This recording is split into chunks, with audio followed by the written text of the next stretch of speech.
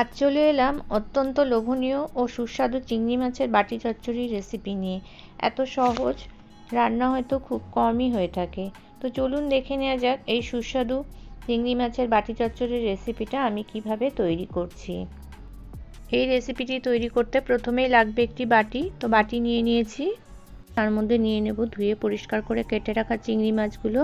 আর চিংড়ি মাছের পেটের দিকে যে শিরার মতো থাকে সেটাকে ফেলে ভালোভাবে পরিষ্কার করে নিয়েছি। নিয়ে এবার রান্নার যে পরিমাণ লবণ লাগবে লবণটা আমি একবারে দিয়ে দিচ্ছি। আর এখানে মাঝারি সাইজের দুটো আলুকে এইভাবে লম্বা লম্বা করে কেটে নিয়েছি, আর 4টে চেরা কাঁচা লঙ্কা দিয়ে দিলাম। আর একটা রসুনকে হাতের সাহায্যে একটু চেপে নেব, নিয়ে ফাটিয়ে এই রসুনটা দিয়ে দিলাম। এবার দিয়ে দিচ্ছি পরিমাণ মতো হলুদ গুঁড়ো, দিয়ে দিচ্ছি 1 চামচ চিনি, আর দেব নারকেলের দুধ। আর চিনিটা দেবো একটু মিষ্টি মিষ্টি হলে চিংড়ি মাছ খেতে ভালো লাগে। আর নারকেলের দুধ দিয়ে দিলাম, আর দিয়ে দিচ্ছি এখানে কাঁচা সর্ষের তেল। যেহেতু আলুটা সেদ্ধ হতে একটু সময় নেবে, সেই জন্য আমি আর একটু নারকেলের দুধ এতে দিয়ে দিলাম। আর সমস্ত কিছু একসাথে দিয়ে খুব ভালোভাবে আমি মাখিয়ে 5 মিনিটের জন্য এটাকে রেখে দেবো। আর নারকেলের দুধ যদি আপনাদের হাতের কাছে না থাকে তাহলে আপনারা গরুর দুধ বা পাউডার দুধগুলোও এটা রান্না করে দেখতে পারেন। এভাবে জল দিয়েও করা যায়, তবে এইভাবে নারকেলের দুধ দিয়ে করলে এর স্বাদ অত্যন্ত লোভনীয় হয়। তো একবার এভাবে করে দেখবেন। আর 5 মিনিট পর গ্যাসের ফ্লেমটা আমি এটা জেলে দিলাম, দিয়ে গ্যাসের ফ্লেমটা লো করে ঢাকা দিয়ে এটা রান্না হতে দিলাম।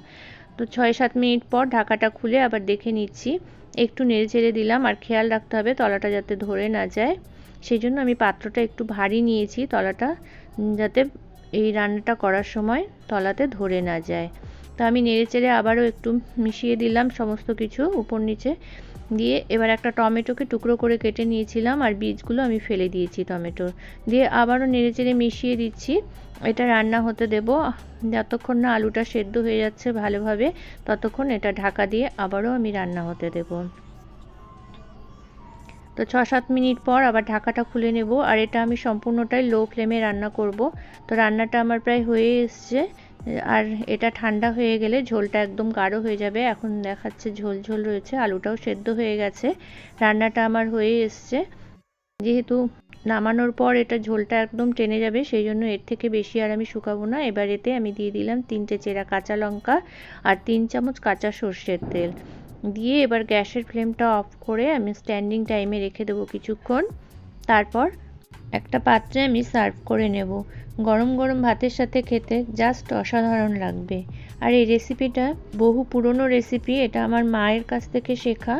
আমরা স্কুল থেকে ফিরে এলে মা আমাদের জন্য এইভাবে কাঠের উনুনে বাটি করে এইভাবে চিংড়ি মাছের বাটি চচ্চড়ি রান্না করে রেখে দিত, আর আমরা স্কুল থেকে এসে সেই চিংড়ি মাছের বাটি চচ্চড়ি দিয়ে ভাত খেতাম। তো আমার এই রেসিপিটা আপনাদের কেমন লাগলো? যদি ভালো লেগে থাকে তাহলে লাইক, শেয়ার, কমেন্ট ও সাবস্ক্রাইব করার অনুরোধ রইল। আর এতক্ষণ আমার সাথে থাকার জন্য সকলকে ধন্যবাদ। আবারও হাজির হয়ে যাব পরবর্তী অন্য কোনো রেসিপি নিয়ে। ততক্ষণের জন্য বিদায় জানিয়ে আজকের মতো এখানেই শেষ করছি। নমস্কার।